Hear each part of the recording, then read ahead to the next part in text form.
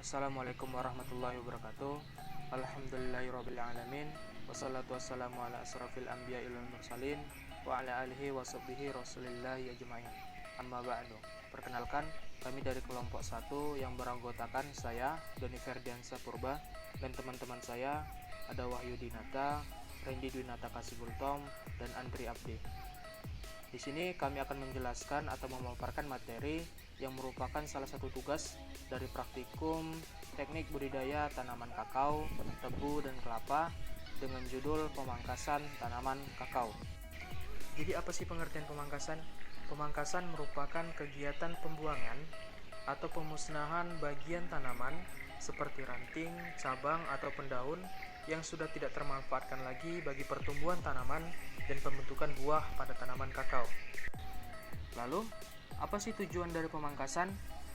Tujuan dari pemangkasan yang pertama itu mendapatkan pertumbuhan tajuk yang seimbang dan kokoh. Lalu, mengurangi kelembapan sehingga aman dari serangan hama serta serangan dari penyakit.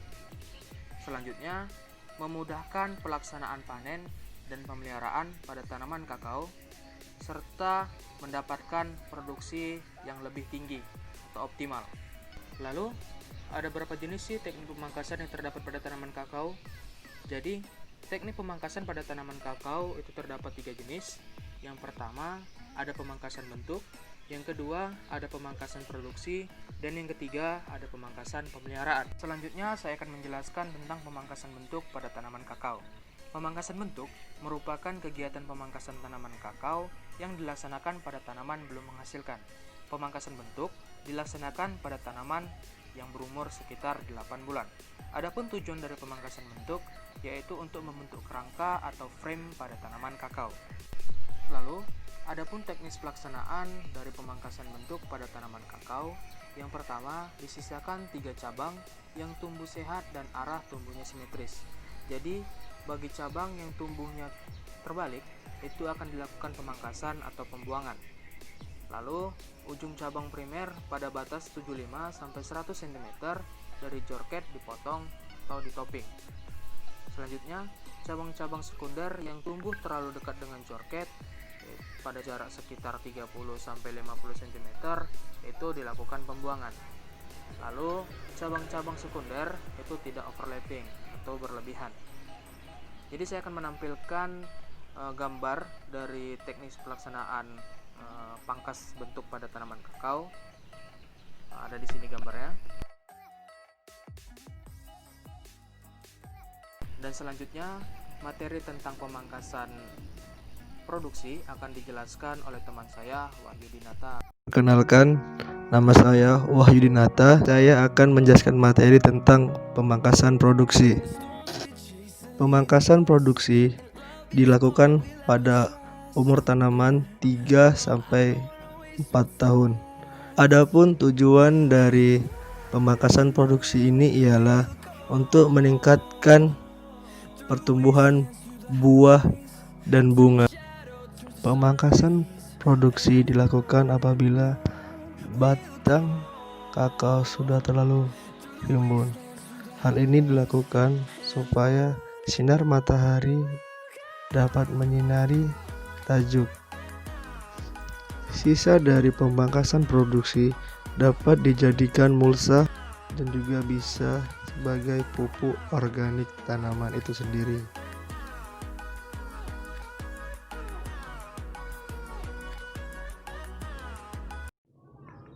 Baiklah, perkenalkan nama saya Randy Dwinata Kasibultom dengan nomor NPM 17042900005. Di sini saya akan melanjutkan materi pemangkasan pemeliharaan. Jadi, dalam pemangkasan pemeliharaan ada beberapa bagian pemangkasan, yaitu sebagai berikut. Tunas air atau istilah wiwilan merupakan tunas yang baru tumbuh dan terletak pada cabang primer. Tujuan dilakukannya pemangkasan tunas air atau istilahnya biasa disebut dengan wiwilan, yaitu agar pertumbuhan tanaman kakao lebih efektif.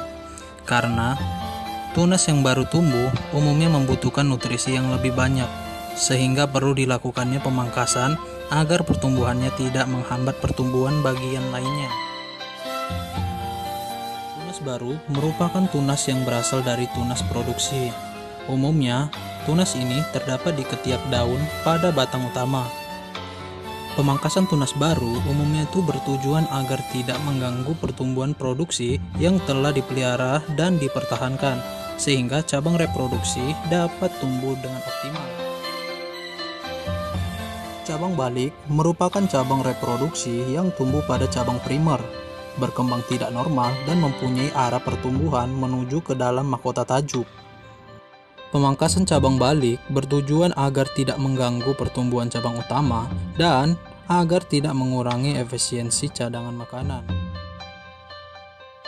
Cabang mati merupakan cabang yang sudah mengering dan berwarna coklat, daunnya sudah rontok dan tidak lagi mengalami pertumbuhan dan perkembangan.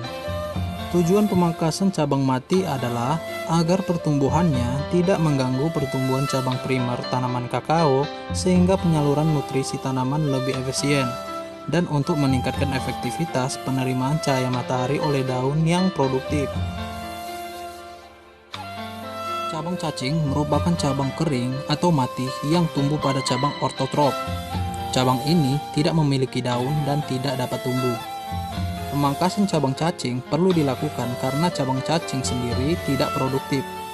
Pemangkasannya bertujuan untuk meningkatkan efisiensi penerimaan cadangan makanan untuk proses pertumbuhan batang dan pohon.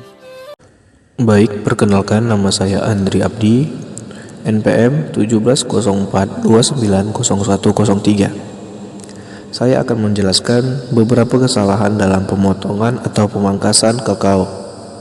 Yaitu yang pertama, pemotongan cabang yang lebih besar atau diameter lebih dari 2,5 cm karena akan berisiko menyebabkan cabang mati. Jika terpaksa harus memotong, maka bekas potongan harus ditutupi dengan cairan fungisida. Kemudian yang kedua, jangan biarkan tajuk kakao terlalu terbuka.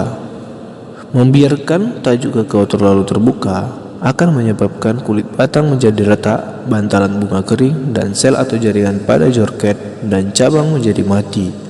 Kemudian yang ketiga, jangan melakukan pemangkasan pada saat tanaman kakao sedang berbunga banyak atau ketika berbuah. Sebagian besar masih berukuran kecil karena dapat menyebabkan keguguran pada bunga atau buah yang kecil. Kemudian yang keempat, sebelum melakukan pemangkasan perlu dipertimbangkan dengan matang bagian tanaman atau ranting atau cabang yang akan dipangkas, karena ranting dan cabang merupakan aset bagi tanaman untuk memproduksi buah. Mungkin hanya itu yang bisa kami sampaikan. Kurang lebihnya kami mohon maaf. Billahi taufiq wal hidayah. Assalamualaikum warahmatullahi wabarakatuh.